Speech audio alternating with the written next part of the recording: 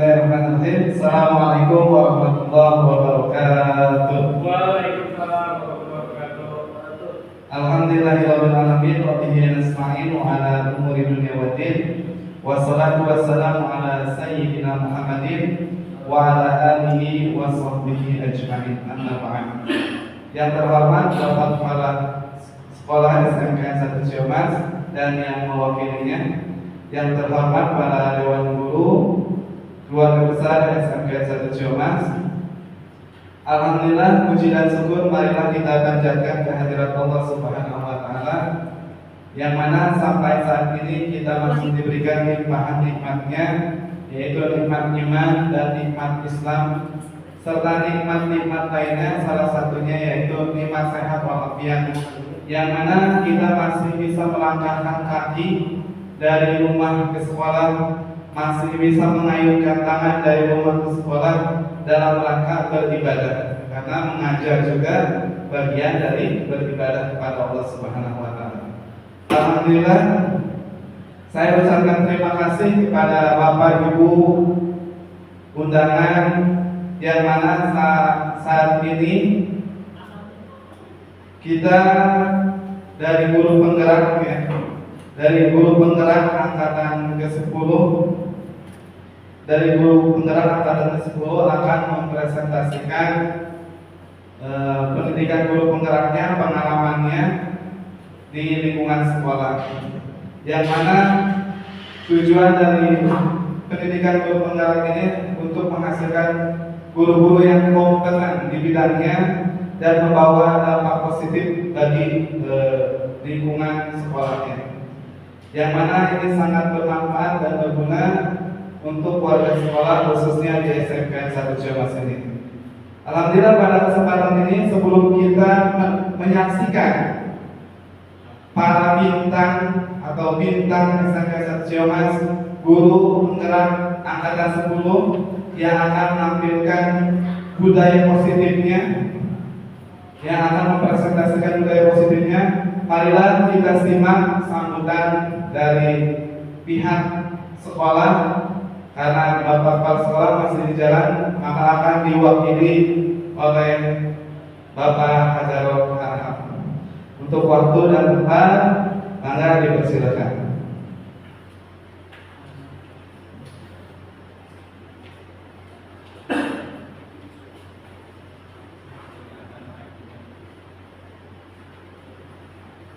Assalamualaikum warahmatullahi wabarakatuh. Alhamdulillah wa syukurillah, puji syukur kita panjatkan kehadirat Allah Subhanahu wa taala pada hari ini dengan segala karunia-Nya, anugerah nikmat-Nya pada kita semua. Kita bisa hadir dalam kegiatan presentasi dari aksi nyata para calon guru penggerak di SMK Negeri 1 Ciamas. Salawat dan salam semoga selalu terlimpah ruahkan pada junjungan kita Nabi kita Nabi Muhammad Rasulullah SAW. Kami dari perwakilan SMK Negeri 1 Ciamas menyampaikan salam dari pimpinan karena tidak bisa hadir pada hari ini karena beliau ada tugas yang lain. Hadirin yang berbahagia, pertama saya ucapkan terima kasih pada teman-teman yang sudah melakukan aksi nyata tentang budaya positif di SMK Negeri 1 Ciamas. Merupakan suatu karya yang luar biasa menurut saya, sebab positif itu adalah akan memberi pengaruh pada orang lain. Jadi sesuatu yang positif itu, jadi kalau penyakit itu kan ada penyakit menular. Ternyata juga dalam kehidupan kita itu hal yang bisa menular juga adalah hal yang positif. Misalnya kalau di sebelah kita sering sumringah, itu biasanya memberi pengaruh pada kita ikutan sumringah. Tapi juga sebaliknya, kalau ada orang yang suka uring-uringan, itu juga berpengaruh pada kita. Nah, teman-teman kita hari ini sudah mencoba untuk membudayakan hal-hal yang positif dalam pembelajaran, Ya, selain bagi teman-teman yang calon guru penggerak ini menjadi diharapkan budaya yang terus dilakukan, ya, tidak sekedar seremonial, juga bagi kita yang mendengarkan hari ini ternyata ada info-info yang luar biasa yang memang itu harusnya kita terapkan di kelas-kelas kita masing-masing. Nah, oleh karena itu pelajaran hari ini mudah-mudahan bagi kita semua yang ada di sini bisa menjadi budaya belajar kita sehingga tercipta pembelajaran yang memberikan dampak yang luar biasa, tidak hanya sekedar harapannya dampak secara ilmu, tapi juga secara karakter dan budaya itu memberikan pengaruh pada anak kita. Demikian, sekali lagi kami ucapkan terima kasih, semoga tetap semangat dan bisa terus memberikan karya-karya aksi-aksi nyatanya pada bidang-bidang yang lain dan bisa menjadi prototipe buat kita semua. Demikian kurang mohon maaf. Billahi taufiq wal hidayah. Wassalamualaikum warahmatullahi wabarakatuh. Alhamdulillah, terima kasih jazakumullah khairan katsiran kepada Bapak Hajar Harhab yang telah menyampaikan sambutannya dan pandangannya tentang CGP di budaya positif yang akan dipresentasikan saat ini. Untuk selanjutnya yaitu sambutan pada guru berprestasi yang sudah biasa mendapatkan penghargaan dari sekolah dan merupakan staf kurikulum sekolah. Pandangannya mengenai CGP ini, mari kita saksikan pandangannya yang akan disampaikan oleh Bapak Didit.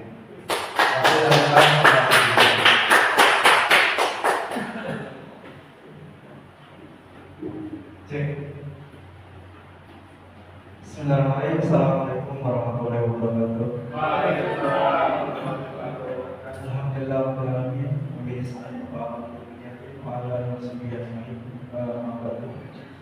Puji syukur kehadirat Allah Subhanahu wa taala. Alhamdulillah hari ini kita dipertemukan bisa bersilaturahmi, bisa belajar bareng ya. Tentu ini diskusi yang menarik gitu ya. Salawat serta salam adalah kita limpahkan pada Nabi kita Nabi Muhammad SAW. Di modul pertama ini kita lebih diskusi bareng dengan guru-guru, dengan kepala sekolah. Di modul 2 nanti lebih ke siswa, observasi, pengamatan, praktek bareng di kelas, nanti diamati oleh pengajar praktiknya. Modul ketiga lebih ke membuat program atau aplikasi penerapannya, terutama berhubungan dengan manajemen sekolah. Gitu ya, itu ke modul 3. Mudah-mudahan apa yang sudah diberikan, apa yang sudah dipelajari oleh CGP guru-guru hebat kita ini, kita bisa bareng-bareng belajar, kita bisa mengamati, meniru dan belajar bareng lah intinya ya. Kalau guru kan nggak berhenti, semua orang itu juga nggak berhenti untuk terus belajar. Walaupun usia udah nggak muda lagi, ya belajarnya sama siapa aja gitu. Terus mohon bantuannya juga, mungkinnya banyak terlibat ini di modul titik 1 sampai titik 4. Kemarin juga tentang misi guru juga sama. Ini di modul 1 ini banyak melibatkan guru. Tapi biasanya hanya di modul 1 aja. Nanti ketemu modul 2 lebih siswa yang dilibatkan. Gitu ya. Jadi lebih belajar di kelas.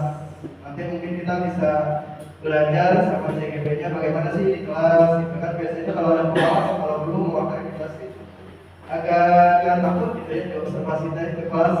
Tapi sekarang mah ya mulai belajar lah, ibaratnya di tantangan. Jadi karena kita mau belajar, maksudnya ngajar yang benar teh kayak gimana sih maksudnya kita. Dan ini menurut saya bagus juga untuk, karena kita di SMK ya, bagus juga untuk mata pelajaran atau guru-guru produktif yang memang kayak saya ini, orang teknik, pedagogiknya kurang gitu. Jadi mungkin bisa teman-teman yang pendidikan atau yang teknik-teknik ikut untuk guru penggerak gitu. Karena pedagogiknya dapat banget gitu. Dapat banget karena kalau di CGP kan kebanyakan umum ya. Jadi belajarnya pedagogik dibandingkan dengan kompetensinya. Kompetensi pribadi masing-masing. gitu ya. Jadi mungkin teman-teman yang lain juga, rekan-rekan bisa ikutan gitu ya, ikutan. Sama saya juga dulu bingung ngajarnya kayak gimana, karena dulu ngajar cuma ngasih ilmu, udah caranya kayak gini, udah ternyata kurang tepat juga gitu ya. Ternyata ada hal-hal lain, terutama berkaitan dengan sikap dan perilaku gitu. Sikap perilaku ketika kita menghadapi anak seperti apa sih? Ternyata nggak gitu, nggak langsung ngasih materi. Ternyata anak juga bisa mendapatkan materi, apalagi sekarang banyak di internet ya. Kalau materi mah gampang, di internet juga banyak, tapi yang agak sulit itu ngedidiknya ya, ngedidik anak supaya lebih bagus, lebih baik lagi. Kalau disuruh bikin game atau disuruh misalkan supaya bongkar pasang ya di YouTube juga banyak kayaknya. Tapi kalau untuk mendidik itu yang agak-agak susah pedagoginya. Itu aja mungkin dari saya, kurang lebihnya mohon maaf. Assalamualaikum warahmatullahi wabarakatuh.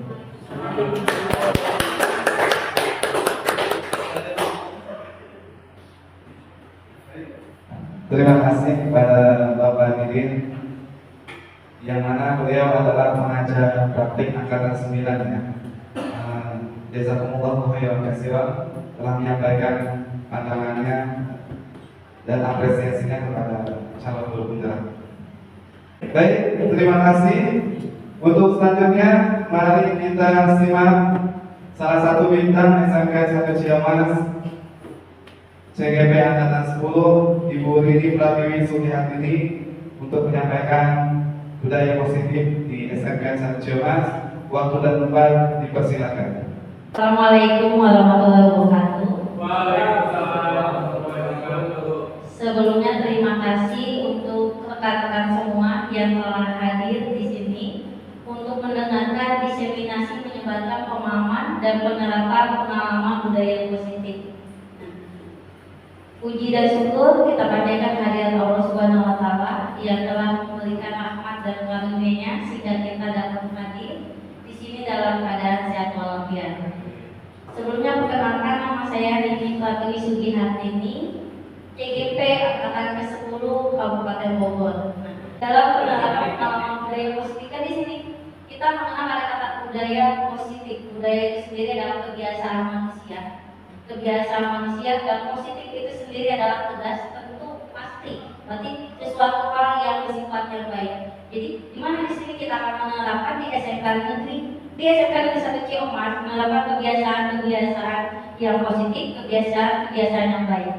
Mudah-mudahan dengan penerapan budaya positif di SMK Negeri 1 Ciamas dapat meningkatkan atau memajukan budaya di SMK Negeri 1 Ciamas. Kita mulai saja. Budaya positif tadi kan sudah ya. Budaya itu sendiri kebiasaan kan. Kita tunjukkan nih, kita tingkatkan, kita implementasikan budaya positif di sekolah. Jadi budaya positif di sekolah yaitu nilai dan kebiasaan yang berada di sekolah, tapi yang kita terapkan yang memihak pada murid agar mereka itu dapat berkembang secara pribadi yang kritis. Mereka itu bisa berkembang menjadi saling menghormati, saling menghargai, bertanggung jawab, dan sesuai dengan topik belajar Pancasila. Nah, sesuai dengan yang diharapkan oleh Ki Hajar Dewantara Sana. Ada konsep-konsep inti budaya positif, ada 8 konsep inti budaya positif di sini. Yang pertama, bagaimana kita merubah paradigma belajar kita, khususnya di SMK Negeri 1 Ciamas. Yang kedua adalah menerapkan disiplin positif. Yang ketiga, nilai-nilai kebajikan. Yang keempat, pastinya murid seperti kita mempunyai kebutuhan dasar manusia. Yang kelima, dari kebutuhan dasar manusia kita tingkatkan motivasi perilaku manusia itu sendiri. Yang keenam adalah posisi comfortable, yaitu diri kita. Yang ketujuh adalah keyakinan kelas, dan tujuannya adalah segitiga restitusi. Yang pertama di sini ada pembelajaran dengan paradigma baru. Pembelajaran paradigma baru kan secara istilahnya dari dulu kan kita selalu berubah untuk perubahan kurikulum dari kurikulum yang awal sampai sekarang di kurikulum merdeka. Dalam perubahan-perubahan tersebut kan pastinya kita menentukannya sesuai dengan kebutuhan murid di zaman dulu pasti dengan zaman sekarang pasti berbeda sesuai dengan kodratnya masing-masing kan. Pembelajaran dengan paradigma baru berarti kita melakukan pembelajaran yang dirancang pembelajaran berdiferensiasi. Seperti halnya yang kita tahu, kalau siswa kita pastinya memiliki banyak karakter, siswa kita pastinya memiliki banyak minat dan banyak bakat. Nah, pastinya kebutuhan pembelajaran yang dilakukan pastinya akan berbeda-beda. Tentunya lagi, selain karakter, siswa kita juga mempunyai gaya belajar yang berbeda-beda. Nah, ini nantinya kita harus istilahnya analisis. Makanya kan kita mengadakan tes diagnostis atau tes non diagnostis untuk mengetahui gaya belajar anak. Kita juga menganalisis bagaimana kita bisa memenuhi kebutuhan belajar siswa itu sendiri, sehingga para peserta didik belajar sesuai dengan kebutuhannya berdasarkan tahap perkembangan sesuai teori psikologi modern untuk membuka profil pelajar Pancasila. Profil pelajar Pancasila yang kita tingkatkan yang pertama, beriman, bertakwa kepada Tuhan Yang Maha Esa dan berakhlak mulia. Diharapkan dengan berakhlak mulia, beriman kepada Tuhan Yang Maha Esa, anak bisa memperbaiki tingkah lakunya, etikanya, berkebinekaan global. Yang ketiga, bergotong royong. Anak akan saling bekerja sama di sini, kreatif, inovatif di dalam pembelajaran, bernalar kritis, anak bisa memecahkan masalah. Jadi benar kritis, setiap mengalami masalah, anak bisa memecahkan masalah itu sendiri. Dan yang terakhir adalah mandiri. Dari paradigma baru tersebut kan harus ada yang berubah kan, istilahnya kerangka berpikir kita harus berubah. Konsep dari zaman dulu, konsep kita pertama kan ada miskonsepsi tentang teori kontrol. Dulu guru ilusinya yang ada 1, 2, 3, 4 ada ilusi guru. Yang pertama ilusi guru mengontrol murid. Nah, guru-guru tentunya kita pastinya merasa oh saya bisa mengendalikan murid itu sendiri. Dengan mengendalikan murid, misalnya, wah murid A, kayaknya murid A ini cocok ya untuk menjadi dokter karena dia pintar, misalkan karena dia menguasai, misalkan kalau dulu kan ya pelajaran IPA, misalkan atau matematika, oh saya ingin mengontrol atau mengendalikan murid ini untuk belajar supaya menjadi dokter misalkan. Atau ilusi bahwa semua penguatan positif, efektif dan bermanfaat. Kita terkadang suka lalai atau suka lupa. Kita suka menasihati seseorang, ternyata seseorang yang dinasihati itu tidak betul, malah merasa dijudge atau malah merasa digurui. Nah, padahal niat kita baik untuk menguatkan, memberikan penguatan positif, efektif dan bermanfaat. Tapi belum tentu anak itu sendiri menyatakan kalau itu adalah sesuatu yang bermanfaat. Yang ketiga, ilusi bahwa kritik dan membuat rasa bersalah mampu menguatkan karakter. Padahal dengan memberikan kritik dan membuat rasa bersalah mungkin akan melukai jiwa si anak itu sendiri. Yang keempat, ilusi bahwa orang dewasa berhak memaksakan. Ini bukan hanya guru, tapi kadang orang tua kita juga memaksa keinginannya, kehendaknya. Walaupun tidak terlihat di zaman sekarang atau di masa kini, mungkin akan terlihat di masa depan. Wah saya A, B, C, D, kehidupan saya dipaksa oleh orang tua. Nah itu akan menimbulkan dampak mental sendiri di kehidupan anak. Jadi diharapkan kita harus menghilangkan miskonsepsi tentang teori kontrol yang berada di keempat ilusi ini.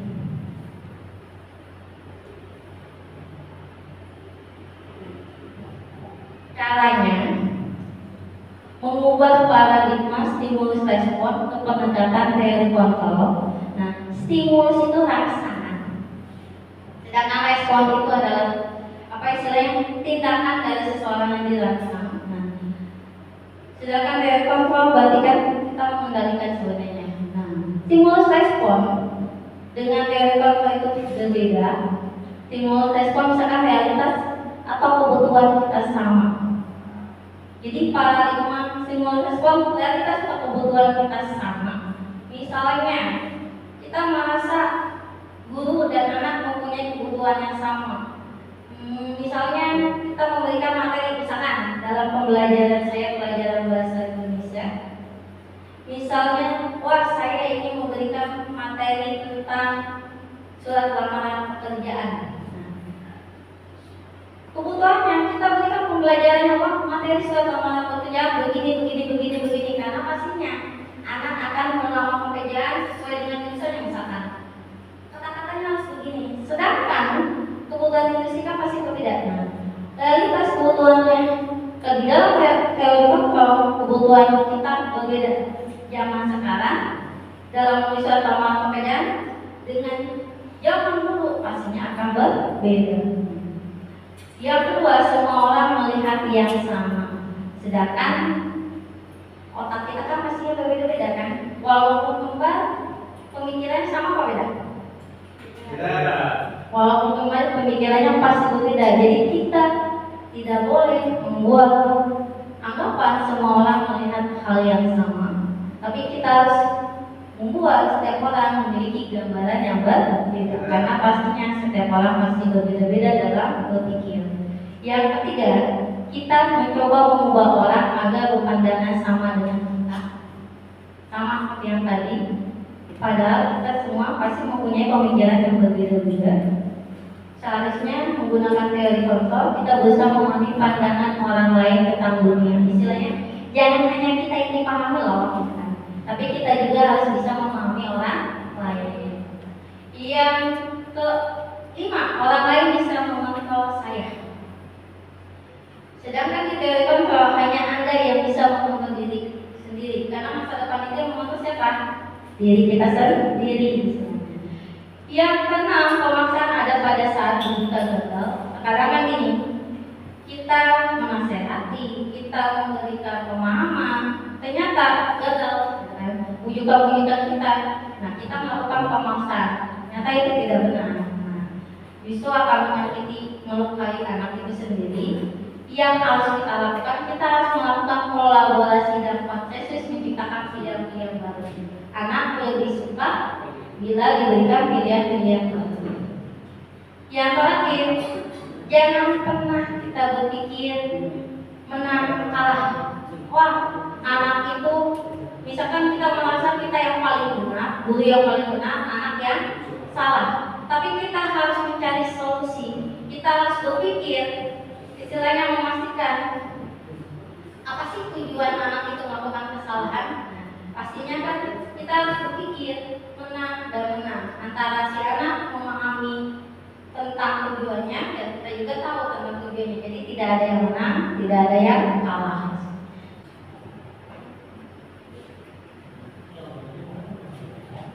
Masih semangat? Ya.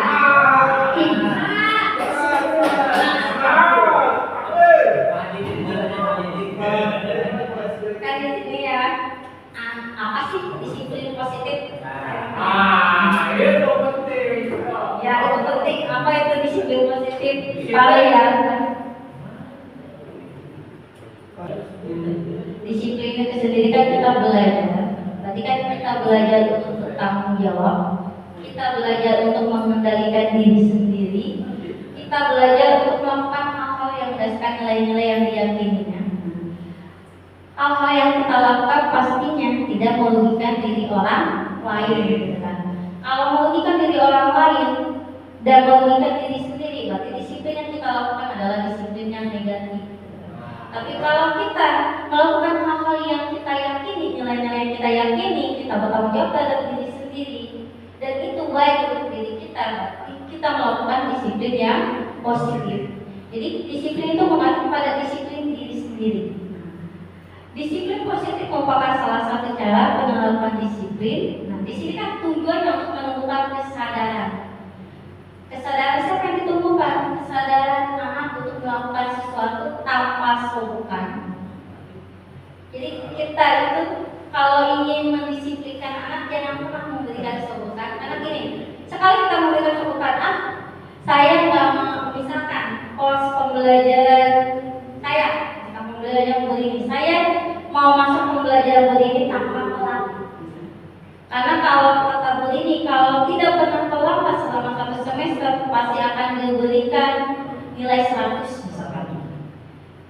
Anak pastinya melakukan disiplin itu sendiri. Oh iya, karena ada sogokan itu sendiri. Atau mungkin, wah saya ingin selalu mengerjakan tugas.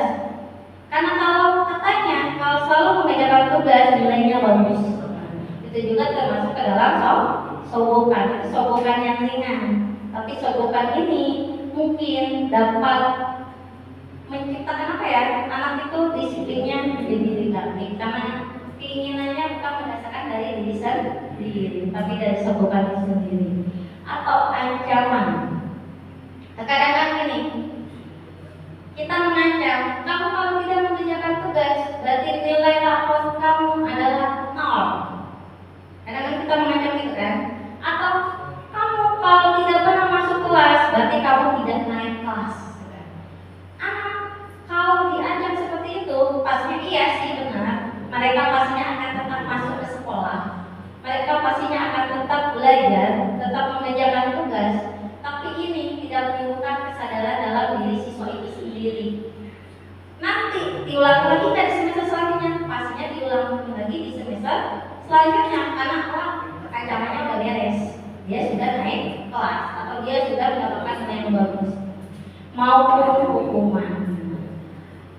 Terus yang harus kita lakukan nih sebagai pendidik, tujuan kita itu untuk menciptakan anak-anak yang memiliki disiplin diri, jadi keyakinan dirinya, sehingga mereka bisa berperilaku dengan mengacu pada nilai-nilai kebajikan. Kebajikan itu sendiri ketarikan sesuai dengan topik pelajar Pancasila yang lebih besar dan memiliki motivasi intrinsik. Nah, motivasi yang ada di dalam dirinya sendiri bukan motivasi yang ekstrinsik, bukan berdasarkan sokokan, bukan berdasarkan ancaman, bukan berdasarkan hukuman, karena orientasinya tidak akan berlangsung lama. Kalau kita motivasinya ekstrinsik, tapi kan yang kita lakukan supaya anak disiplin di dalam dirinya sendiri dalam jangka waktu yang lama, bahkan kalau bisa seumur hidup ya. Jadi kita harus melakukan motivasinya ke dalam motivasi intrinsik. Nah, itu tugas kita dalam menyadarkan siswa. Disiplin positif. Nah, tadi katanya ya. Dan cara penerapan disiplin yang mengajarkan anak bertanggung jawab dan menumbuhkan kesadaran diri berdasarkan nilai-nilai kebajikan. Yang kedua, lebih mengontrol diri dalam melakukan segala tindakan. Yang ketiga, dapat membuat murid memahami dan menyadari berdasarkan motivasi yang ada di dalam dirinya sendiri, bukan akibat paksaan, bukan akibat ujian ataupun hukuman.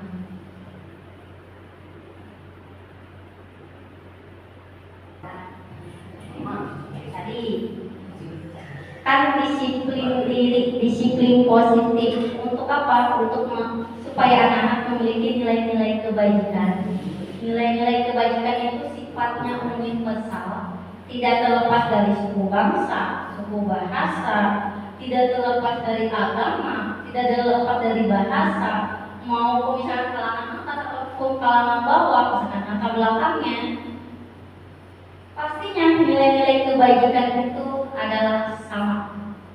Jadi nilai yang disepakati bersama yang dianggap baik oleh masyarakat itu sendiri dan diinginkan oleh setiap individu maupun masyarakat. Jadi individu berarti diri kita maupun masyarakat memiliki keyakinan yang sama kalau itu adalah nilai-nilai kebajikan.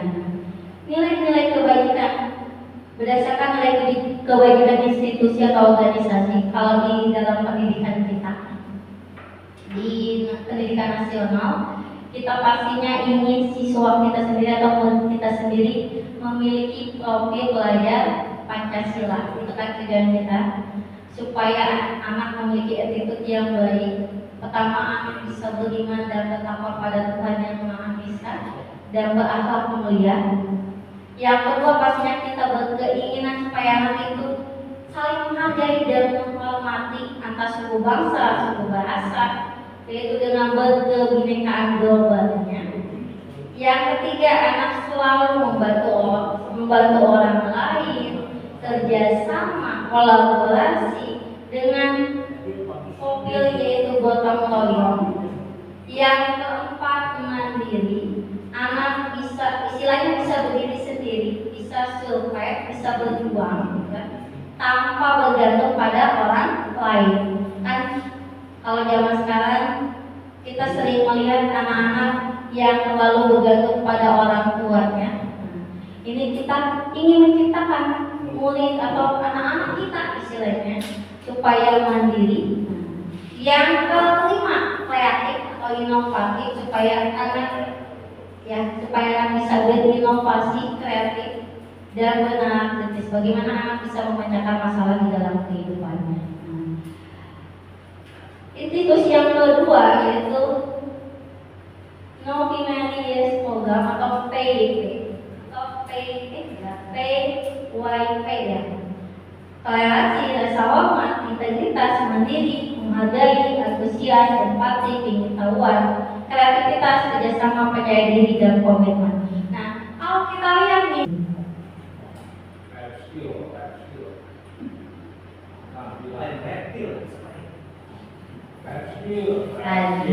dari disiplin positif. Disiplin positif pastinya kita harus memiliki kebajikan, nilai-nilai kebajikan. Nilai-nilai kebajikan itu sendiri pastinya nanti berhubungan dengan kebutuhan dasar manusia. Manusia punya kebutuhan dasar kan? Manusia punya kebutuhan dasar. Murid juga punya? Murid juga punya. Karena murid juga manusia. Manusia yang nantinya akan menjadi dewasa. Dari kecil pastinya manusia itu atau murid kita itu sendiri mempunyai kebutuhan dasar. Kebutuhan dasar manusia itu kan segala yang kita lakukan untuk mendapatkan apapun yang kita inginkan. Ya. Seluruh tindakan yang kita lakukan pastinya memiliki tujuan-tujuan tertentu. Kita mau A, pastinya misalnya kita melakukan kegiatan A, misalnya kita ke sekolah, pastinya tujuannya untuk belajar. Atau kalau kita nih sebagai guru nih, tujuan, saya mau nanya dulu ya, tujuan rekan-rekan nih untuk mengajar atau berangkat ke sekolah apa?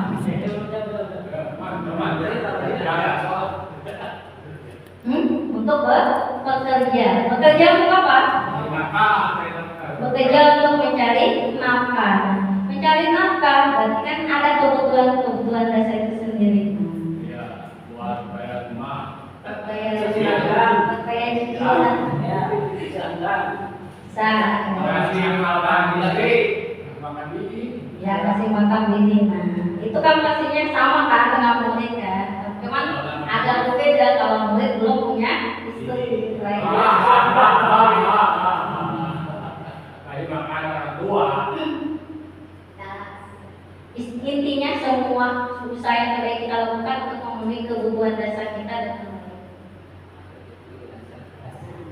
ini kan kebutuhan dasar manusia, baik anak maupun kita yang orang dewasa pasti sama. Yang tadi disebutkan, saya bekerja untuk menghidupi anak istri. Nah, itu berkaitan dengan bertahan hidup. Kita kan pastinya butuh bertahan hidup. Bertahan hidup itu kan butuh makanan. Tanpa makanan bisa hidup? Tidak akan bisa hidup. Yang kedua, kasih sayang dan rasa diterima. Siswa kita butuh disayangi. Siswa kita butuh diterima oleh diri kita. Jangan sampai kita datang ke sekolah dengan muka yang cemberut. Jangan sampai kita datang ke sekolah dengan membeda-bedakan atau mengkotak-kotakan siswa A. Saya mau menyayangi siswa A, nggak mau menyayangi siswa B karena apa? Diskriminasi itu undang-undang dasar. Karena pada dasarnya setiap siswa mempunyai kebutuhan dasar yang sama, yaitu kebutuhan dasar kasih sayang dan rasa diterima. Dari kasih sayang kan rasa diterimanya. Siswa pastinya ingin dipedulikan, siswa ingin berbagi, siswa ingin bekerja sama atau menjadi bagian dalam kelompok. Sekarang kan ada istilahnya kalau anak-anak kan istilahnya sikol-sikolan, atau kelompok-kelompokan.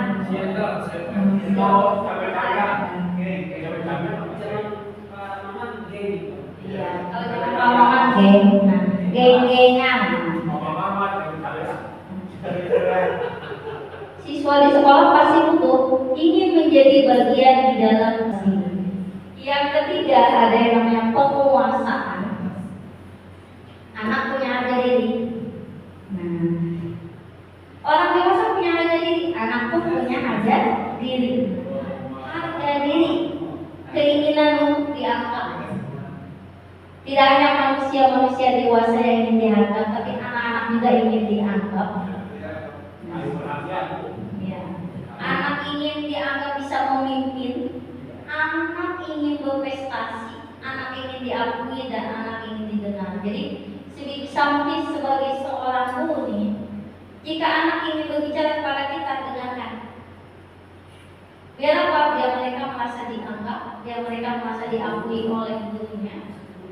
Karena mungkin kebutuhan dasar ini tidak dia terima dari keluarga atau teman-temannya. Siapa lagi kalau bukan kita kan yang memberikan kebutuhan dasar itu sendiri. Nah, yang keempat adalah kebebasan. Anak ingin mandiri, jangan selalu dikungkung. Misalnya, jangan berikan kemandirian pada diri anak sendiri, berikan pilihan. Makanya kan kalau mengadakan kerja kelompok kita memberikan pilihan. Kalian mau membuat kelompok, dipilihkan apa kalian memilih. Kadang-kadang kan ada, saya mau milih. Nah, silakan berikan pilihan itu sendiri. Saya mau dipilihkan sama ibu. Kan kita mencoba memberikan pilihan. Terus selain itu, kadang-kadang berikan pilihan. Kalian mau tugasnya seperti apa? Kalau saya misalnya pelajaran pelajaran drama, mau membuat dramanya berbentuk apa? Membentuk drama teater, apa mau dramanya drama film, apa mau dramanya drama panggung? Nah, silakan dipilihkan. Itu sama saja memberikan pilihan-pilihan kepada diri anak-anak, merasa diberikan keinginannya untuk memberikan pilihan, kebebasannya. Yang terakhir nih ada kesenangan. Kita butuh kesenangan. Betul. Anak juga pastinya butuh kesenangan. Makanya kan kalau di kelas jangan terlalu kaku, jangan terlalu kemadan cemberut. Yang selalu kalau ngajar duduk enak, duduk rapi, ngasih tugas kan. Kalau bisa nih kita berikan kesenangan kepada anak sesekali, ajak anak untuk bermain, istilahnya berikan SDG.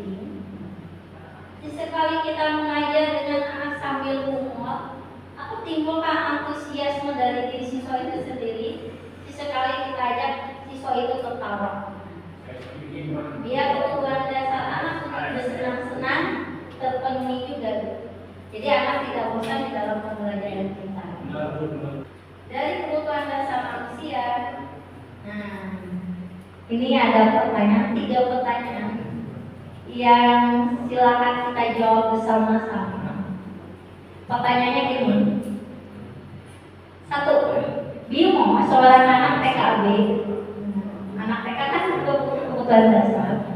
Selalu berlari keluar kelas menuju jalan raya di depan sekolahnya yang ramai dengan kendaraan. Tingkahnya membuat guru aneh, bingung dan seringkali lari mengejarnya. Ada beberapa kemungkinan jawaban yang diberikan Bimo. Aku senang main kejar-kejaran dengan ibu guru, seru. Nah, si Bimo. Menurut rekan-rekan nih, apa sih kebutuhan anak? Ya, kesenangan. Karena ada kata apa di sini? Senang. Ada kata senang. Aku senang main kejar-kejaran dengan guru. Yang kedua nih, Ginda, seorang anak kelas 3 SD, begitu tiba di rumah sepulang dari sekolah menangis dan mengadu pada ibunya bahwa dia benci pada ibu Rani, gurunya. Ibu guru bilang, aku tidak boleh bersenandung sewaktu mengerjakan tugas. Katanya kelas harus tenang, tidak ada suara, kan nggak seru jadinya. Apa kebutuhan anaknya? Tambah seru jadinya. Oh iya, sama ya. Ibu guru bilang tidak boleh bersenandung. Kesenangan.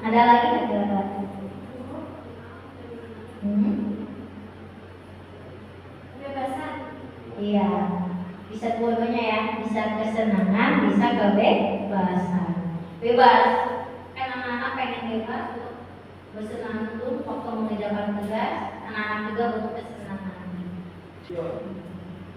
Berarti bisa semua ya. Tepuk tangan. Lanjut ya, masih semangat.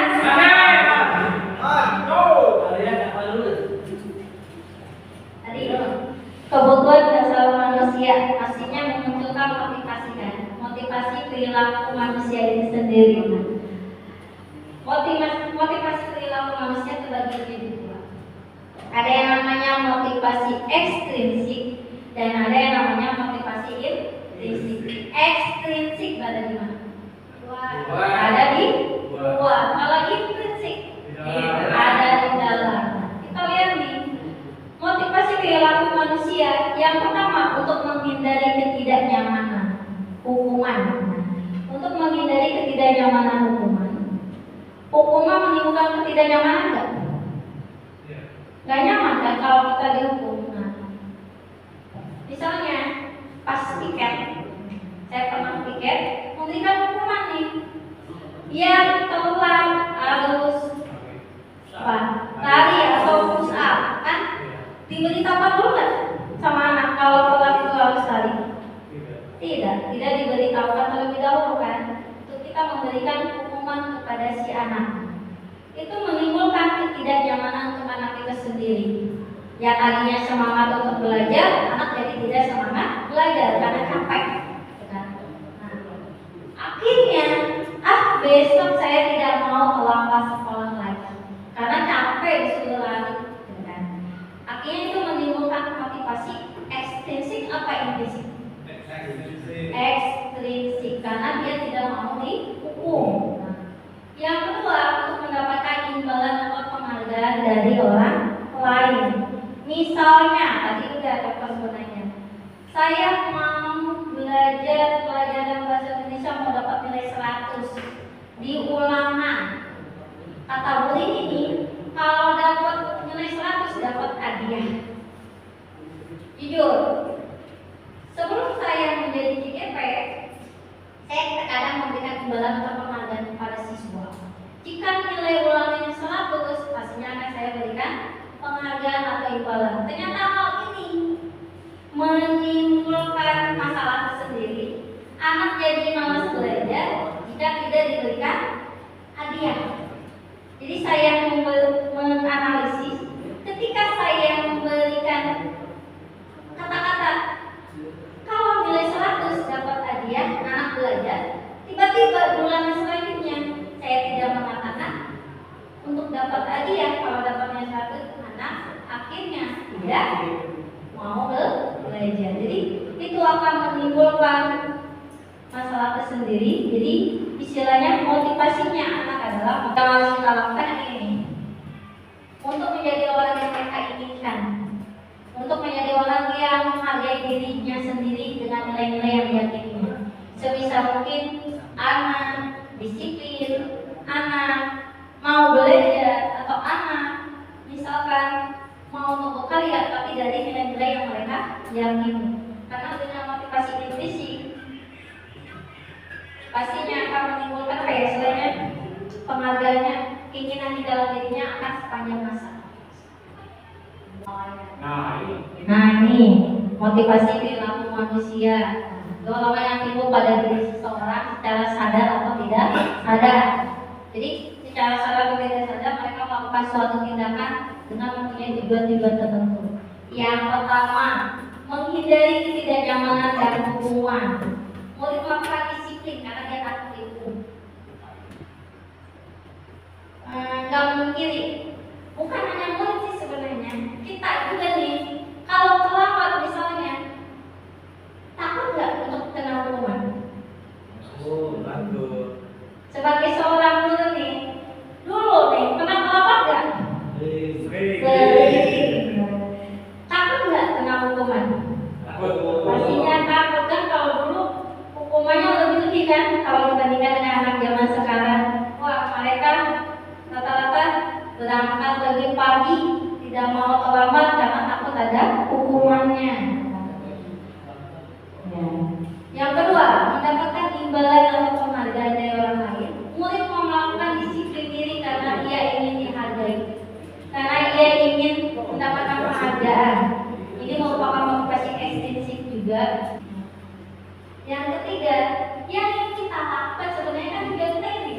Anak-anak menghargai nilai-nilai kebaikan diri sendiri, timbul dari dirinya sendiri, bukan timbul dari hukuman, bukan timbul dari penghargaan. Ini tidak akan berlangsung lama.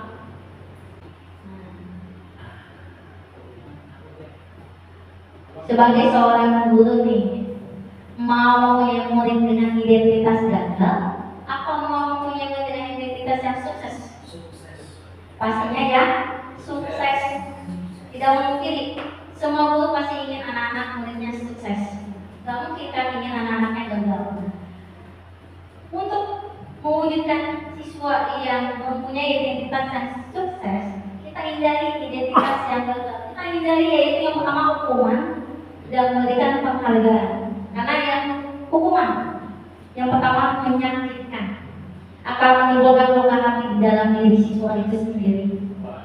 Luka hati itu yang ada di dalam diri siswa akan berlangsung lama, mungkin selamanya akan melekat di dalam pikirannya.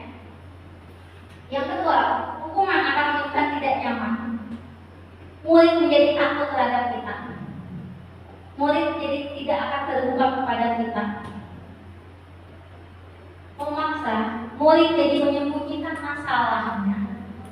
Murid yang menyembunyikan masalah yang tidak akan terbuka, dengan murid yang tidak terbuka, dia pasti akan melampiaskannya ke hal-hal yang lain. Murid menjadi rendah diri. Nah, ini yang hal yang kita hindari. Yang kedua, penghargaan. Penghargaan itu tidak efektif karena tidak berjangka panjang, hanya berjangka pendek, hanya satu saja. Akan merusak hubungan atau sifat diri. Misalnya, kita menghargai atau memuji aja salah satu siswa, akan menimbulkan sifat iri dari teman-temannya. Nah, sifat iri ini bisa menimbulkan istilahnya apa ya? Luka yang kronis di dalam pertemanan mereka, di dalam hubungannya.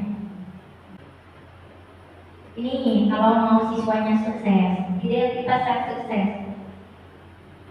yang dilakukan bisa menggunakan konsekuensi. Konsekuensi itu, jadi kita memberikan kesepakatan kepada siswa kalau apa yang ingin dia lakukan.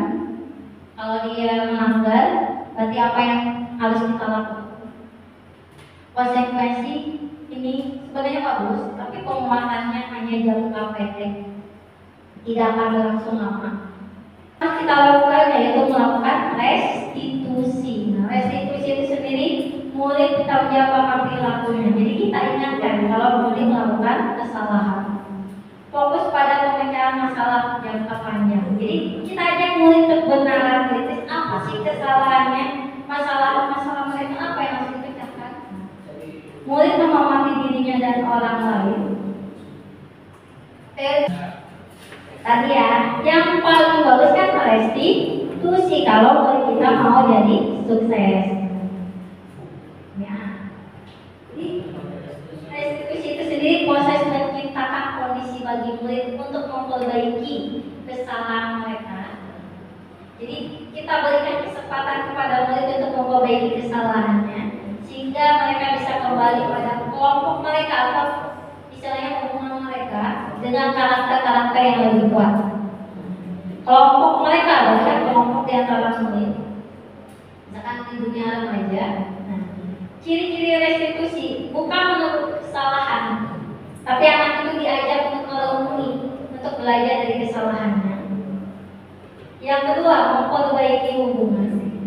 Yang ketiga, tawaran bukan paksaan. Yang keempat, menuntut untuk melihat ke dalam diri. Yang kelima, mencari kebutuhan dasar yang mendasari. Dengan pendekatan restitusi, kita dapat menjadikan siswa-siswa kita berbudaya positif.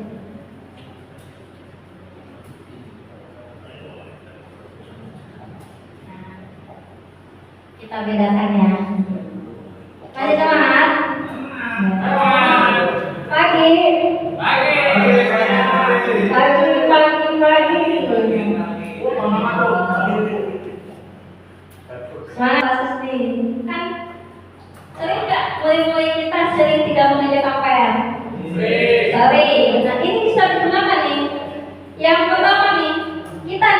memberikan hukuman pada murid kita kan.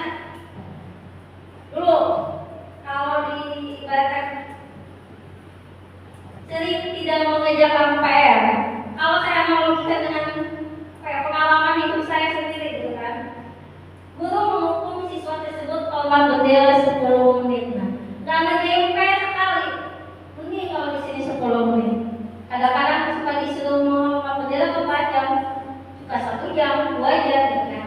Nah, ini akan menimbulkan rasa trauma, akan menimbulkan rasa dendam terhadap diri itu sendiri. Jadi diingat sampai sekarang, wah saya pernah dihukum sama begini, wah saya pernah dihukum sama Pak ini. Padahal cuma ngerjain PR, jadinya bukan merenungi kesalahannya, malah dendam kepada diri itu sendiri. Kalau kita melakukan konsekuensi, nah kita ini sebagai guru, kita udah buat kesepakatan kelas. Siswa yang tidak mengerjakan PR berarti nanti akan diberikan sanksi. Sanksinya apa? Kesepakatan dulu nih dengan teman-teman, dengan siswa-siswanya misalkan. Saya mau begini bu, saya mau begitu bu. Ada konsekuensinya. Di sini guru memberikan konsekuensi untuk mengerjakan PR-nya saat istirahat. Disuruh menjahit pas saat istirahat. Guru tegas dan siswa menghormati peraturan. Tapi di sini, wah, ada permasalahannya sedikit. Wah, saya mengingat kalau mengerjakan lagi tidak mengerjakan PR-nya saat istirahat. Jadi cuma konsepnya jangka pendek saja. Sedangkan kalau dalam restitusi, guru menanyakan keyakinan kelas. Sudah ada keyakinan kelas, bedakan dengan kesepakatan. Ada keyakinan kelas, guru menanyakan keyakinan kelas dan membantu siswa menyelesaikan masalah. Jadi kita tanya, kenapa kamu tidak mengerjakan PR? Mungkin dia lagi kecapean, mungkin dia lupa, atau mungkin dia ada masalah, kan kita tidak tahu kan. Nah, kita tanyakan dulu masalahnya seperti apa. Kita tanyakan, bagaimana mereka memberikan solusi atas kesalahannya. Nah, guru terbuka dan siswa menghormati dirinya dan orang lain. Jadi keuntungannya dalam restitusi, siswa tidak akan istilahnya tidak akan benci kita, siswa tidak akan dendam. Malah siswa tahu kesalahan dirinya sendiri, merenungi kesalahan dirinya sendiri.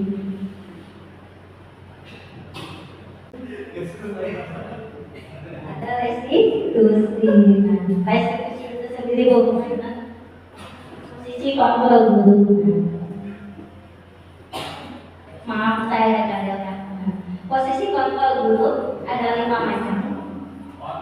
Ada penghukum, ada pembuat merasa bersalah, ada teman, ada manajer, dan ada pemantau. Kira-kira nih yang ada di sini siapa yang sebagai penghukum? Saya. Siapa yang sebagai pembuat merasa bersalah? Saya. Siapa yang sebagai teman? Manajer, pemantau. Kadang-kadang semuanya secara sadar dan tidak sadar bisa kita lakukan semua kan sebenarnya. Kita kadang-kadang menghukum, kita kadang-kadang membuat merasa bersalah, kita sebagai teman, atau kita kadang sebagai pemantau, dan kita kadang-kadang sebagai manajer pembicaraan. Nah, langsung aja deh. Nah, di sini kan menurut dosen sebagai nih urusan menghukum, tindakannya itu memarahi, mengkritik, menyakiti, melakukan tindakan kekerasan. Misalnya gini, anak tidak mengerjakan tugas, dihukum keluar lapangan selama 5 kali. Tapi anak nggak tahu, bisa tiba-tiba dihukum, suruh lari lapangan. Itu kan sebagai hukum. Dia melakukan tindakan menyakiti, dia melakukan tindakan kekerasan. Perkataannya, kalau kamu tidak mengerjakan PR, Bapak akan suruh kamu lari lapangan. Akibatnya, murid tidak peduli dengan gurunya atau tugas sekolahnya. Pola perilakunya perilaku hal yang berulang sebagai bentuk perlawanan. Selalu anak yang dihukum pastinya akan melawan. Motivasi yang berkembangnya adalah motivasi ekstrinsik. Kalau kita sebagai pembuat rasa bersalah, kita mendiamkan siswa, gitu kan, misalnya anak ikut kita diam, itu sebenarnya kita salah nggak ya? Jadi kan anak membuat rasa bersalah, menceramai, membuat rasa bersalah tindakannya. Misalnya perkataannya ya, bapak kecewa sama kamu atau ibu kecewa sama kamu. Kalau orang tua kamu tahu bagaimana? Karena kan seharusnya kamu tahu kalau kamu itu salah. Akibatnya murid merasa bodoh, murid merasa nakal. Dari akibat murid merasa bodoh, murid merasa nakal, jadinya murid tidak percaya diri pada dirinya sendiri. Jadi rendah diri. Pola perilakunya tadi rasa rendah diri, kurang percaya diri, cemas, khawatir salah. Kadang kalau istilah katanya jadi dana galau, gelisah dalam menahan. Motivasinya adalah motivasi ekstrinsik. Yang ketiga sebagai teman. Kita kadang menganggap siswa sebagai teman supaya menimbulkan hubungan personal yang baik kepada siswa. Tapi di sini kadang tidak bagus juga, karena yang tindakan kita membuat pemakluman, kita memaklumi kesalahan siswa. Perkataan yang lakukan demi bapak ya, lakukan demi ibu ya, ayo dong, jangan lakukan kesalahan itu lagi. Murid mungkin akan merasa menganggap itu temannya. Akibatnya merasa dulu adalah teman yang bisa memaklumi kesalahannya. Jadi kalau mereka melakukan kesalahannya lagi ya, dilakukan lagi karena menganggap kita temannya. Pola perilakunya menjadi lemah, tergantung pada diri kita, cenderung menunggu, cenderung dikasih tahu oleh gurunya. Motivasinya pastinya motivasi ekstrinsik. Guru keempat sebagai pengontrol atau pemantau, saya bilangnya, memantau dan mencatat. Jadi kalau anak melakukan kesalahan dipantau, dilihat, kadang dicatat. Perkataannya kamu sudah tahu hasilnya kan? Kamu sudah tahu konsekuensinya kan? Akibatnya murid mempertanyakan konsekuensi perbuatannya, benar nggak ya? Orientasinya, pola perilakunya orientasi pada ganjaran, hukuman atau hadiah. Motivasinya pastinya ekstrinsik. Motivasi ekstrinsik ini tidak berjangka panjang, malah berjangka pendek. Sedangkan yang kita inginkan, pastinya anak ingin mempunyai motivasi intrinsik dalam dirinya. Kita harus menjadi guru yang kelima, guru yang impian selanjutnya, guru yang sebagai manajer, bertanya dan membuat kesepakatan dalam tindakannya. Jadi tanyakan dulu, mengapa mereka melakukan kesalahan. Lalu kita buat kesepakatan atau apa sih solusi yang diinginkan oleh anak. Perkataannya apa sebenarnya harapan kamu? Apa solusi yang ingin kamu lakukan? Bagaimana cara kamu memperbaiki kesalahan kamu? Bisa kita lakukan. Akibatnya apa yang bisa saya lakukan untuk memperbaiki? Anak memenuhi kesalahannya. Pastinya setelah anak memenuhi kesalahannya, dia pasti akan pikir apa ya yang bisa saya perbaiki untuk memperbaiki kesalahan-kesalahan saya. Secara sadar tidak sadar anak pasti berpikir seperti itu. Pola perilakunya disiplin dari dalam diri, mulai timbul di dalam diri anak, walaupun tidak terlihat, tapi sebenarnya nanti akan terpupuk sedikit demi sedikit. Nantinya yang sedikit demi sedikit itu akan menjadi bukit yang akan mereka dapatkan nanti bisa berguna di masa depannya. Karena motivasi ini adalah motivasi intrinsik, motivasi yang ada di dalam dirinya sendiri. Lanjut ya. Semangat. Contoh penerapan 5 posisi kontrol. Kasusnya nih. Ini ada kejadian siswa tidak memakai atribut lengkap saat upacara bendera. Sering kan? Sering kan? Siswa tidak memakai atribut lengkap saat upacara bendera. Yang pertama, kalau sebagai penghukum, patuhi aturan sekolah, lalu berdiri di depan barisan. Yang merasa tidak memakai seragam, kan? Yang kedua, membuat rasa bersalah. Ibu sangat kecewa sama kamu. Sudah berapa kali kamu telah melukai kepercayaan ibu. Jadi anak itu diberitahu kalau gurunya itu kecewa. Jadi anak itu merasa bersalah. Sebagai teman, ayolah yang penting buat guru bangga. Kali ini tidak apa-apa kok kalau kamu salah. Iya, sebagai anak, oh iya ya, kita buat bangga. Tapi kan hanya saat itu juga. Sebagai pemantau, kamu sudah melanggar. Apa peraturan dan konsekuensinya? Dikasih tahu peraturannya, dikasih tahu konsekuensinya. Kadang-kadang dicatat, dipantau. Nanti minggu depan harus memakai atribut, dilihat lagi, dipantau lagi, catat lagi. Sedangkan sebagai manajer, kita tanyakan dulu, apakah kamu tahu kesalahan kamu? Anak pasti jawab kan, ya Bu, saya tidak memakai atribut. Kira-kira bagaimana kamu memperbaiki kesalahan ini?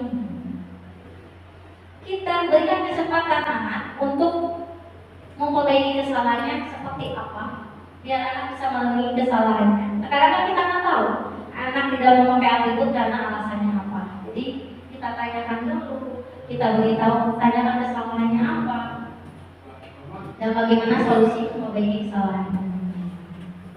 Nah, sekarang tebak-tebakan ya, biar semangat.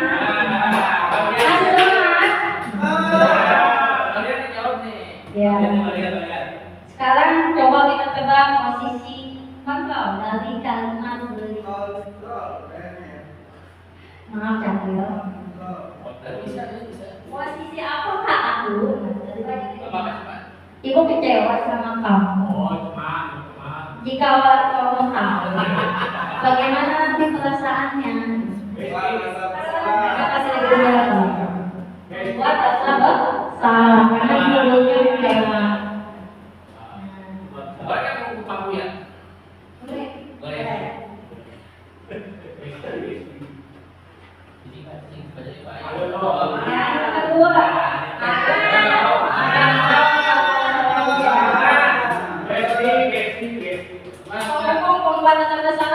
Pemantau manajer.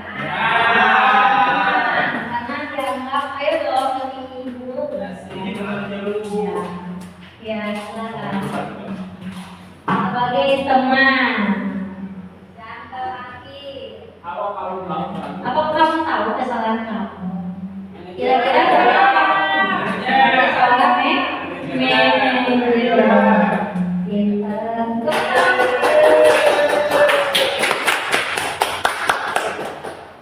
Sudah paham ya kan? Mudah-mudahan kita sebagai guru, terutama di SMK Negeri 1 Kemas, menjadi guru manajer.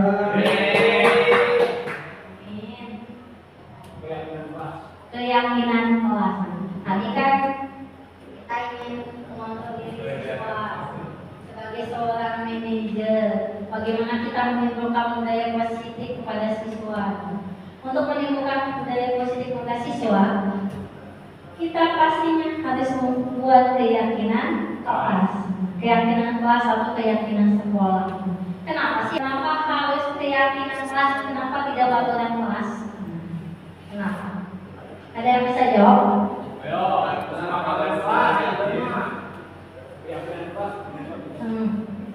Kalau yakin berarti berada dalam diri apa? Dalam diri sendiri, yang kesadaran. Kalau peraturan pada dalam kita apa pada karena ada aturannya?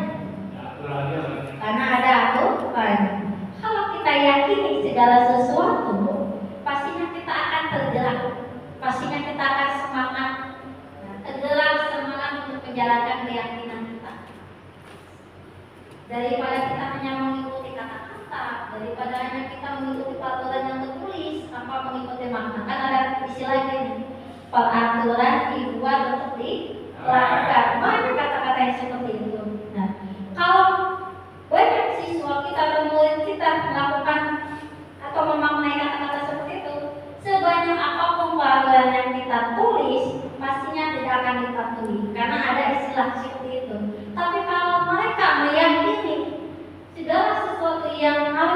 mereka lakukan, pasti mereka tergerak semangat untuk melakukan keyakinannya itu sendiri. Jadi kita kuatlah keyakinan kelas. Lanjut aja. Pembentukan keyakinan kelas satu bersifat abstrak. Abstrak itu berarti ringkas. Abstrak itu berarti maknanya secara keseluruhan. Dalam satu kata atau satu kalimat bermakna sudah memenuhi makna yang diinginkan. Berupa pernyataan universal berarti umum. Yang ketiga dibuat dalam pernyataan positif. Hindari kata hindari. Jangan, tidak, belum, karena akan menimbulkan energi negatif. Sedikit saja ada menjadikan. Kadang terlalu banyak bisa dilihat ya. Kadang ada aturan yang ditulis. Misalkan ada 20 aturan yang ditulis. Walaupun ditulis, tapi kalau terlalu banyak nggak akan kita hafal. Tapi kalau kita cuma nulisnya sedikit saja, pastinya akan kita mudah ingat. Nanti ada beberapa caranya. Yang keenam, sesuai DP yang kelima sesuai dengan kondisi kelas dari sekolah. Yang keenam, semua warga sekolah atau kelas dilibatkan. Jangan hanya 1-2 orang yang dilibatkan. Sama aja itu bukan keyakinan, tapi peraturan. Kalau semuanya dia meyakini, berarti itu adalah keyakinan kelas. Nah, peraturan kelasnya bedakan ya. Peraturan kelasnya kembalikan barang ke tempatnya. Kembalikan peraturan. Tapi kalau kita bilang bertanggung jawab, nilai kebaikan, oh iya kita harus bertanggung jawab terhadap segala sesuatu. Peraturan kelasnya dilarang ganggu orang lain. Ada kata negatifnya, dilarang. Anak-anak yang cenderung tidak mau melakukan hal yang negatif. Tapi kita bisa mengganti jadi saling menghormati. Tadi di sekolah 15 menit sebelumnya bisa diganti jadi keyakinan kelasnya menghormati orang lain atau komitmen. Jadi sifatnya lebih universal, sifatnya lebih abstrak, komitmen. Tadi di sekolah 15 menit sebelumnya dilarang melakukan kekerasan. Bisa kita ganti keamanan atau saling menghormati. Dilarang menggunakan narkoba. Abstraknya atau kesehatannya kesehatan, karena narkoba berkaitan dengan kesehatan. Pergantian atau menunggu giliran, menghormati orang lain atau berempati. Dilarang merokok, berarti kita keyakinan kelas yang kesehatan atau menghormati orang lain. Gunakan masker, kalau peraturan kelas kan, kita boleh gunakan masker. Bisa kita ganti keyakinan kelas yang kesehatan dan keamanan. Berjalan di kelas dan koridor di peraturan kelasnya, keyakinan kelasnya keamanan dan keselamatan. Dengan hal-hal yang abstrak dan besar seperti ini sudah menuju keseluruhan atau implementasinya sudah menyeluruh. Kesehatan, dilarang, narkoba dilarang, merokok harus memakai masker bersama dan lain-lain. Nah, contoh pembentukan keyakinan kelasnya.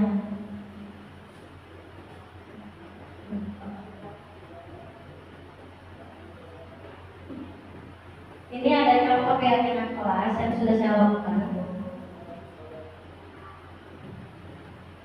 Keyakinan kelas. Yang pertama saya memberitahukan kenapa kita harus melakukan keyakinan kelas kepada siswa-siswa yang akan kita pakai dalam ruang pembelajaran. Di mana ini dapat menciptakan hubungan positif. Jadi kalian yang belajar menyenangkan, kalian yang belajar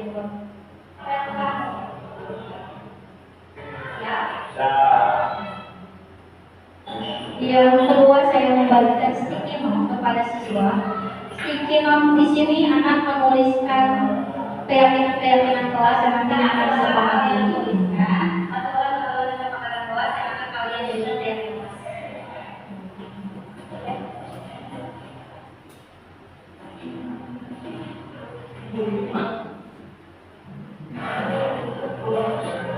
Setelah menuliskan keyakinan kelas, anak menempelkan keyakinan kelas yang disepakati di semua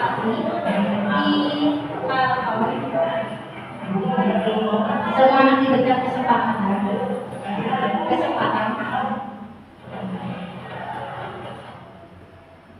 kelas yang sama. Jadi nanti akan simpulan saya yang pertama saling menghargai sesama teman. Di sini kan pastinya ada yang dengan kelas yang sama. Saya melakukannya beberapa keyakinan kelas.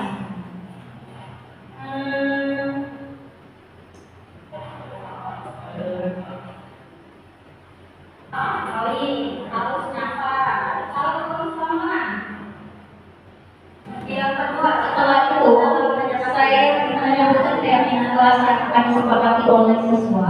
Khususnya di sini adalah kelas 10 dan masih 1.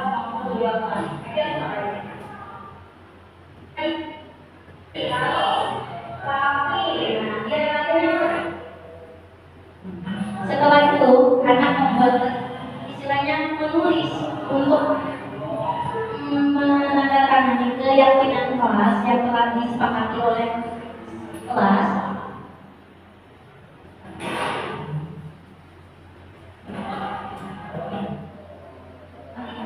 Setelah selesai, anak diminta untuk membuat infografis yang nantinya sesuai dengan keyakinan kelas yang telah disepakati, yang nantinya akan ditempel di kelasnya supaya anak bisa mengingat. Mungkin kita bisa dijadikan kias-kias supaya anak ingat.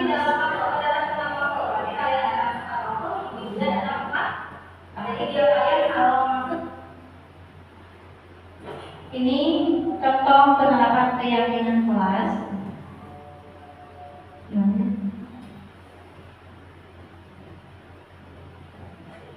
Yang terakhir, segitiga restitusi. Jadi suatu proses dialog yang dijalankan guru atau orang tua agar dapat menghasilkan murid yang mandiri dan bertanggung jawab. Nah, dengan segitiga restitusi di sini diharapkan murid bisa bertanggung jawab dalam kehidupannya.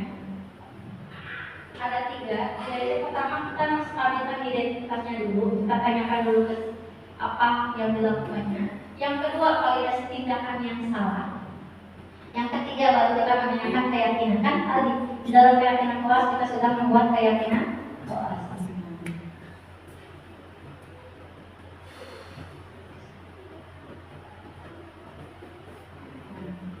Yang pertama, menstabilkan identitas. Berdasarkan prinsip membuat kesalahan adalah bagian dari proses pembelajaran. Jadi kita tidak langsung menjudge. Yang kedua, menggeser identitas gagal ke identitas yang sukses. Di sini kita beritahukan bahwa salah itu wajar. Tidak ada manusia yang sempurna. Ibu juga pernah melakukan hal itu. Ibu tidak mau mencari siapa yang salah. Jadi anak tidak merasa disalahkan, tapi ingin mencari solusi dari permasalahan ini. Kamu berhak merasa begini. Yang kedua, langsung validasi tindakan yang salah. Yang pertama, berdasarkan prinsip setiap perilaku berupaya memenuhi suatu kebutuhan tertentu. Yang kedua, guru akan bergeser dari pemikiran stimulus respon menjadi proaktif. Yang ketiga, mengenali dan mengakui kebutuhan murid dan memperbaiki hubungan dengan murid. Langkah yang dilakukan, validasi tindakan yang salah. Kamu pasti punya alasan mengapa melakukan hal itu. Atau yang kedua, padahal kamu bisa melakukan yang lebih dulu dari itu. Yang ketiga, kamu patut bangga karena telah melindungi sesuatu yang penting buat kamu. Kamu melakukannya karena mempertahankan sesuatu yang penting bagimu. Jadi kita tanya alasannya terlebih dahulu. Kan karena setiap manusia pasti punya kebutuhan, pasti punya tujuan, dan pasti punya alasan. Yang ketiga, menanyakan keyakinannya. Kan kita sudah membuat keyakinan kelas. Yang pertama, murid akan memberikan pertanyaan-pertanyaan bermakna untuk membutuhkan motivasi secara implisit. Yang kedua, mampu mengaitkan keyakinannya dengan tindakan yang salah. Bisa kita tanyakannya, apa keyakinan kelas kita? Kan sudah dibuat keyakinan kelas kan? Nilai-nilai apa yang telah disepakati kita bersama? Seperti apa gambaran sebuah kelas yang ideal untuk kamu? Kamu ingin jadi orang yang seperti apa? Nah, contoh kasusnya saya memakai satu kasus saja. Ada laporan dari guru produktif jika Alia sering terlambat masuk pelajaran produktif. Selain itu, Alia sebelum mengerjakan tugas proyek produktif yang terakhir, wali kelas memanggil Alia untuk mengklarifikasi dan mencari solusi terhadap permasalahan tersebut. Ya, tadi ibu mendengar dari mana kalau kamu sering terlambat saat masuk pelajaran produktif. Terus kamu juga sering terlambat dalam semua tugas proyek belum kamu banyak apa benar? Kalau sudah kamu sudah berapa kali kamu terlambat dalam pelajaran mana? Ya udah, kalau tugas sebenarnya kamu diminta mengerjakan apa sih? Saya diminta mengerjakan tugas berupa animasi. Sebenarnya itu kelompok sibuk, cuma kelompok saya belum selesai. Ya, kita selalu lambat, terus belum mengerjakan tugas, merupakan kesalahan. Ya, kalau begitu, semua manusia pasti kan pada yang melakukan kesalahan di rumah kan. Kalau seperti sekarang, kamu harus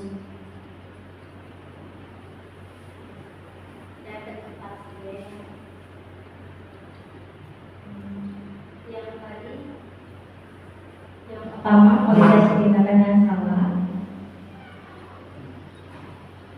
Saya untuk memperbaikinya dan mencari solusi dari permasalahan. Ini validasi tindakan yang salah. Saya ingin tahu dulu nih, segala sesuatu kan pasti ada penyebabnya yang kita tahu. Kalau boleh tahu, kenapa kamu sering mengambil dalam pelajaran kamu?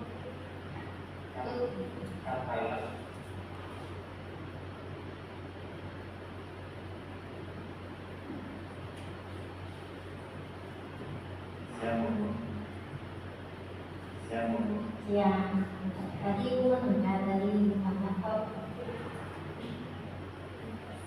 Ini kok.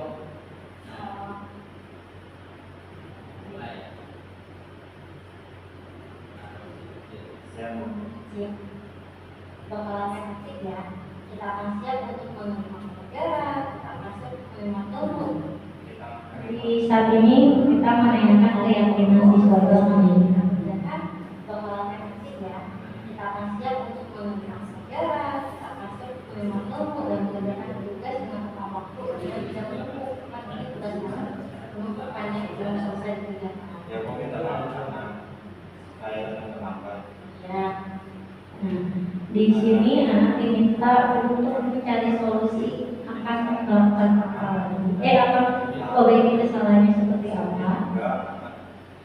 Ya, pada kamu ya. Sekarang setelah kamu kembali ke kelas, ini segitiga resolusi yang saya lakukan.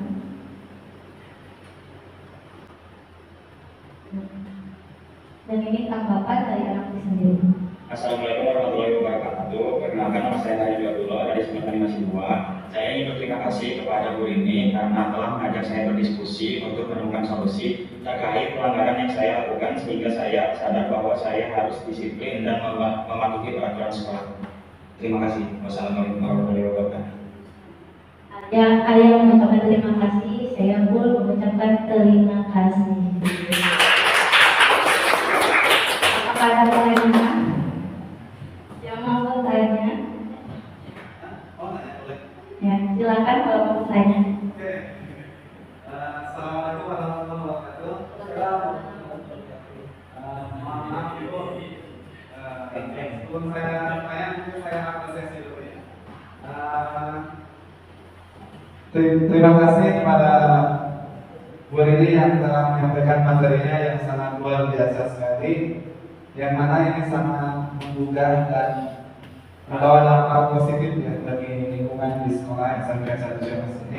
Namun saya ada sedikit ini berbagi, jadi minta tanggapan aja. Tadi kan ranking kayaknya kurang setuju ya, karena membawa dampak di sini ekstensif ya, jadi bukan intensif ya. Jadi ceritanya ini terjadi 3 tahun yang lalu ya, 3 tahun yang lalu, yang mana kelas ini udah perpisahan kemarin.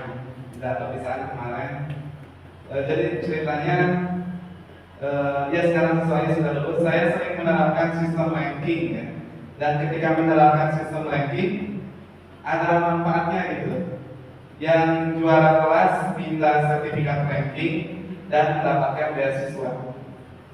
Mungkin kalau saya tidak mengumumkan rankingnya, dia tidak mendapatkan beasiswa. Tapi itu bukan karena saya, karena itu real perolehan dia sendiri gitu. Karena memang anaknya pintar ya waktu itu PPLG 3 yang sekarang sudah lulus.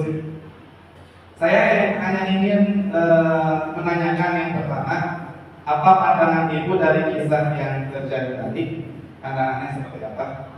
Dan yang kedua, Bagaimana kalau untuk kedepannya saya tetap umumkan sistem ranking, tapi sebelum atau sesudahnya saya sampaikan ke semua orang tua dan ke siswa dengan kata-kata, Bapak, Ibu, semua siswa juara 1 di bidangnya masing-masing. Semuanya mempunyai kelebihan di bidangnya masing-masing. Namun pada penilaian akademik ini, inilah perolehan nilainya. Itu Bu, jadi saya minta pandangannya aja. Terima kasih. Terima kasih untuk Pak Firman atas pertanyaannya. Untuk sistem ranking juga sebenarnya saya pernah melakukannya, mungkin juga masih melakukannya untuk tahun-tahun kemarin. Tapi di sini kalau kita melakukan sistem ranking, terkadang ada beberapa anak yang merasa antusias atau ambisius untuk mendapatkan ranking 1 atau ranking 2. Tapi terkadang teman-temannya, dari sisi penghargaan di sini kan, teman-teman yang lain akan merasakan diri, akan merasakan rendah diri. Jadi, ngapain belajar? Palingnya ranking 1 itu lagi. Terus di sisi lain, untuk si ranking 1, terkadang dia akan menimbulkan rasa sombong di dalam dirinya sendiri. Jujur, saya pernah memiliki anak yang selalu ranking 1.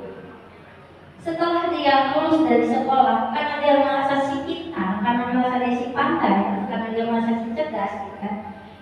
Jadi dia tidak mau berjuang, misalnya tidak mau survive.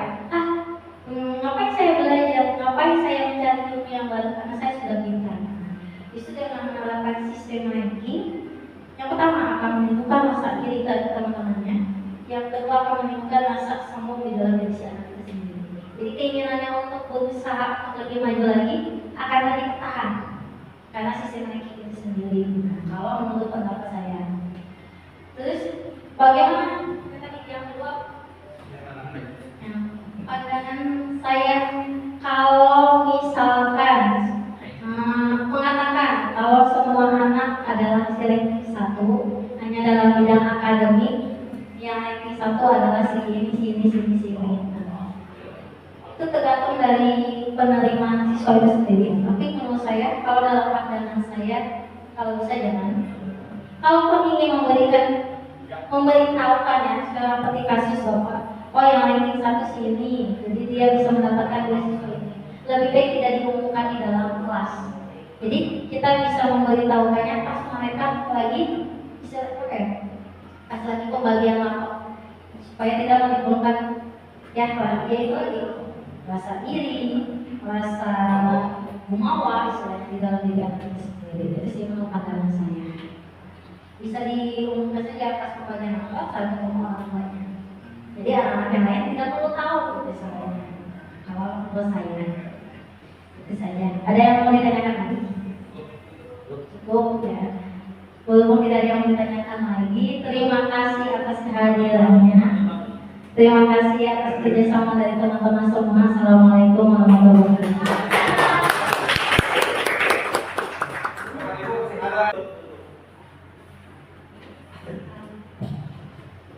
Alhamdulillah, Bapak Ibu, terima kasih yang sudah berkenan bertahan sampai di penghujung acara demi acara telah kita lewati.